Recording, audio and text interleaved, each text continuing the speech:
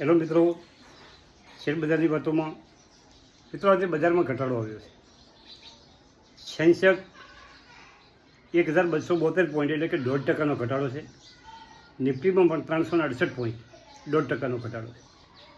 Bank નિફ્ટીમાં 886 point 1.6% ઘટાડો છે. અને મિડ કેપ અને સ્મોલ કેપમાં સામાન્ય ઘટાડો છે. 225 પોઈન્ટનો ઘટાડો છે. મિડ કેપમાં 60,153 ઉપર થઈ. મિત્રો, ખૂબ વધ્યા પછી આ ઘટાડો છે, પરંતુ અમુક સારી કંપનીઓ આજે સરસ વધી રહી છે. અને એમાં જે મેટલ સેક્ટર છે, સ્ટીલ સેક્ટર છે, એના શેરો બધા વધતા હતા. GSW 1030 રૂપિયા અને 50 પૈસા ઉપર 2.85% વધારો. EPL એપોલો 1589 રૂપિયા 3.3% વધારો. હવે PC જ્વેલર્સની વાત કરવી છે. કંપની નુકસાનમાંથી નફામાં આવી છે અને FICનું હોલ્ડિંગમાં વધારો થયો છે. કંપની સરસ કંપની છે, પરંતુ સતત સર્કિટ લાગી રહી છે. એટલે કોઈ પણ શેર સર્કિટમાં ના પડાય અને બજાર હજી ઘટે અને હજી ઘટાડો આવે, ઘટાડા પછી વિચારાય શેર લેવાનો. અત્યારે આ સમયમાં તમારે પરિસ્થિતિ કંટ્રોલમાં રાખવી પડે. કોઈ નવું શેર લેવાય નહીં.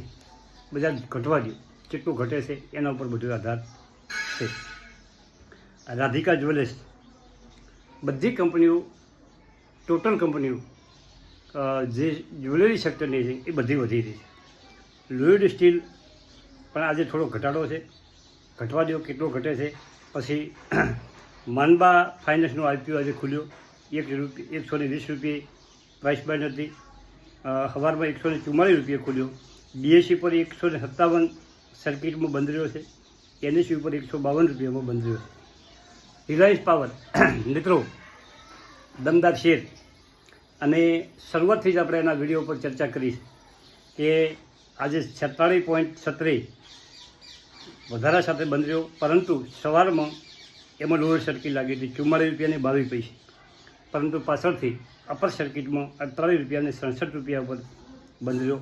46 અને 17 પૈસા પર ખુલ્યો હતો. અને અત્યારે પણ અપર સર્કિટ એમાં હતી. 25 કરોડનું વોલ્યુમ શું છે રિલાયન્સ પાવર મિત્રો. BSE અને NSE ઉપર જોઈ અને ટોટલ વોલ્યુમ 25 કરોડ શેરનું થયું છે. એક મિત્રે કોમેન્ટ કરી છે કે ઈરડાના 1000 શેર મિત્ર રામદેવભાઈ મોઢવાડિયા 227ના ભાવમાં લીધા. મિત્રો, થોડી ક્વોન્ટિટી ખરીદો. બજાર ઘટે તો એનો આપણે પાછળથી બીજી ખરીદી શકો, એના માટે જગ્યા રાખો. રિલાયન્સ જ્વેલર્સ કાલે ઘટ્યો હતો, 700 રૂપિયા ગયો હતો, અને આજે પાછી એમાં વધારો થયો છે 3.33%. NTPCમાં પણ 1.5%નો વધારો છે.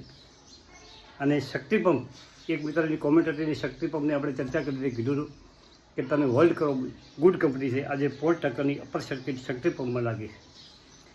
હવે એક મિત્રની વાત છે કોપીડ.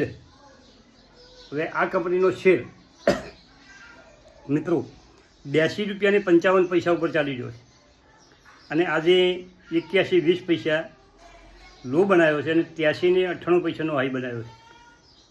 માર્કેટ કેપ છે 2216 કરોડ. EPS 1.71, PE 48, સેક્ટરનો PE 75. વેલ્યુએશનમાં સસ્તી છે. બુક વેલ્યુ નથી, કંપની પાસે એસેટ નથી. 100 રૂપિયા અને 38 પૈસાની બુક વેલ્યુ છે. ફેસ રૂપિયા 1 રૂપિયો છે. અને પ્રમોટરનું હોલ્ડિંગ 44.8 છે. એમાંથી 47% પ્રમોટરે છેલ્લા 2 ક્વાર્ટરમાંથી એમના શેર પ્લેજ કરેલા છે. FICનું હોલ્ડિંગ છેલ્લા 2 ક્વાર્ટરમાં 5.97% વધ્યું છે. અને પબ્લિકનું હોલ્ડિંગ 54% હતું, તે ઘટીને 48% છે. વેચાણ અને નફામાં થોડો ઘટાડો થયો છે. અને રિટર્ન 1 વર્ષમાં 300% આપ્યું છે. એના પછી નેગેટિવ રિટર્ન છે. પરંતુ મિત્રો, આ શેરમાં તમે સપ્ટેમ્બર ક્વાર્ટરનું પરિણામ આવે, એ પરિણામ કેવું આવે છે એના ઉપર શેરનો બધો આધાર વધેલો છે. જો તમારા પાસે હોય તો થોડો સમય હોલ્ડ કરો. તમે જુઓ કે આ સપ્ટેમ્બર ક્વાર્ટરમાં કંપની કેવું કામ કરે છે. નવા લેવાની કોઈ વાત પ્લેજ કરેલા છે પ્રમોટરે, કેટલું દેવું છે એ આપણે જોઈ જ કહી શકીએ, પરંતુ કંપની પ્રમોટરોએ જો પ્રેઝ કર્યા હોય છે તો દેવાવાળી કંપની કહેવાય. અને આ રીતે બજાર ઘટાડાનો મૂંઝવણ ખૂબ વધ્યું હતું અને આ તંદુરસ્ત ઘટાડો દેખાય છે, બીજું કોઈ કારણ નથી. અને કારણ કોઈ જોડવા મળશે તો આપણે સવારના વિડીયોમાં એની ચર્ચા કરીશું. બાકી ઓલ ઓવર બજાર કોઈ ચિંતા જેવું નથી. અને ખૂબ વધ્યા પછી શેર બજારનો નિયમ છે એમાં ઘટાડો આવે. ઉપરથી સતત લે કરતા હોય એમાં પ્રોફિટ બુકિંગ કરવાવાળા પ્રોફિટ બુકિંગ કરી શકે મિત્રો. અને આપણે તો આપણો શેર જે લીધો હોય એને હોલ્ડ કરવાનો છે, એને સમય આપવાનો છે, તો જ આપણે એમાંથી સારું પ્રોફિટ કમાઈ શકીએ. આ આપણો શેર બજારનો નિયમ મિત્રો. હવે બીજી એક વાત કરવાની છે કે એપીએલ અપોલો મારા પોર્ટફોલિયોનો શેર 1400 નીચે જઈ અને છેલ્લા 2-3 દિવસથી સડસડાટ ઉપર આવી ગયો છે. અને સરસ કંપની છે, પરંતુ ઊંચે મથાળામાંથી કોઈ ખરીદી કરાય નહીં. જ્યારે ખૂબ ઘટે છે ત્યારે આપણે લેવાની ઈચ્છા થતી નથી. અને કોઈ પણ કંપની જ્યારે વધવા મળે છે એટલે આપણને એવું થાય છે કે લાવો આમાંથી લે. હવે જ્વેલરી સેક્ટરના શેરો છેલ્લા 1.5 કે 2 મહિનાથી સતત દોડી રહ્યા છે.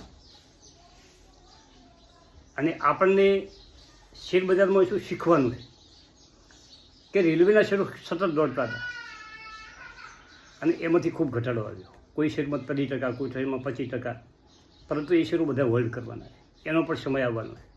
એવી રીતે અત્યારે આપણે જ્વેલરી સેક્ટરના શેરમાં ઊંચામાં જે ન ફસાઈ જાય એની તમારે તકેદારી રાખવી પડશે મિત્રો. કોઈ સારી કંપની હોય, મજબૂત કંપની હોય, એમાં કદાચ તમને હોલ્ડિંગ કરો, ભાઈ થોડાક શેર લેવાની ઈચ્છા થાય તો બિલકુલ થોડી ક્વોન્ટિટીથી શરૂઆત કરવાની. ખરેખર તો તમે હમણાં ન લ્યો એ જ મજા છે જ્વેલરી સેક્ટરની મિત્રો. અને શેર બજારમાં એવું છે કે સેન્સેક્સ વધતો હતો ત્યારે ઘણા મિત્રો એવી કોમેન્ટ કરતા હતા કે મિડ કેપથી સ્મોલ કેપ ક્યારે વધશે. જો આજે ઇન્ડેક્સના શેરો, નિફ્ટીના શેરો, બેંક નિફ્ટીના શેરો, સેન્સેક્સના શેરો બધા ઘટ્યા છે, પરંતુ મિડકેપમાં એટલો બધો ઘટાડો નથી. આ બધું શેર બજારમાં સિમ્પલ ભાષામાં એક જ વાત છે કે શેર સારી કંપનીનો, મજબૂત વેચાણ કરવાવાળી કંપનીનો, મજબૂત ફંડામેન્ટવાળી કંપનીનો શેર લઈ અને એને સમય આપશો તો જ પૈસા તમે કમાઈ શકશો. ઓલ ઓવર તમે સમય નહીં આપો અથવા તો તમને થોડું ઘણું પ્રોફિટ થતું હોય એ પ્રોફિટ લઈ લેવાય. બજાર ક્યારે કરેક્શનમાં આવે, બજાર ક્યારે વધે એ કોઈ આગાહી કરી શકતું નથી. થેન્ક યુ, આભાર. કાલે મળીએ વહેલા.